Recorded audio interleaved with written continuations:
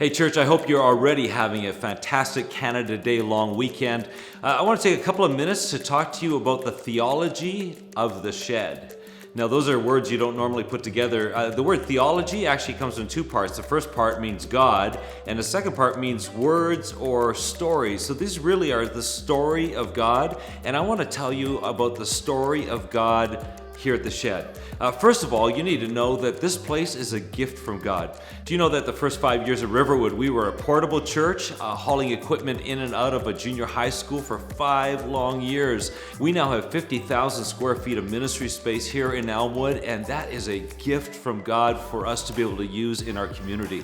Secondly, part of the story of God at this place is that this place is an act of faith. You know, we didn't have $400,000 just sitting around and a whole bunch of people saying, I have nothing better to do with my time. It was an act of faith. When we began dreaming and building this place and building the connecting hallway and dreaming of the future, it really was an act of faith. And so many people in faith have put money towards this project and have put time and energy towards this project. And it really is not only a gift from God, but it is an act of faith. But the story of God here at the shed also involves a vision for the future. Do you know that we just need to close our eyes for a moment and we can imagine this space with 100 or 150 kids, kids on stage learning to express themselves and serve, kids sitting in the theater area, kids registering in the hallway, kids going to the nursery, kids in one of the 4 dedicated classrooms, and not just kids on a Sunday morning. No, we're talking about kids coming here in a before and after school program. We're talking about kids coming here in the evenings to learn the arts. I mean, we have so much potential with this space, and so there really is a vision for the future. But finally, the story of God woven into this place is that this is a place where we can worship. Even this next week, we can worship with our time and our energy. I'm not talking about worshiping by singing some songs or saying a prayer.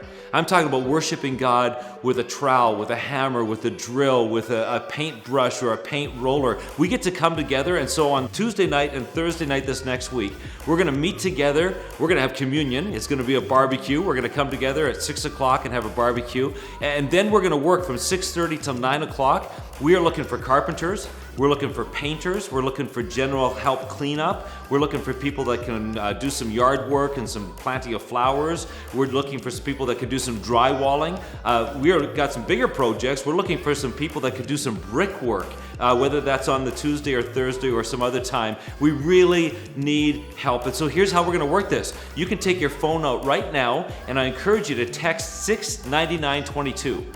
Text 69922 and either put in there Tuesday or Thursday. Tuesday would indicate that you're going to be there for 6 o'clock for barbecue and then for work crew, or if you could be there Thursday, just simply type in Thursday. So the reason I call this worship is because in order to make an evening like this work, we need to set aside our own stuff and say, God, we embrace the gift that you've given us. We're going to move in faith. We're going to see the vision for the future, and we're going to actually put some of our practicality and our energy into making this happen. So I can't wait to worship with you this next Tuesday and Thursday evening. And for right now, I'm going to hand you back to your service host.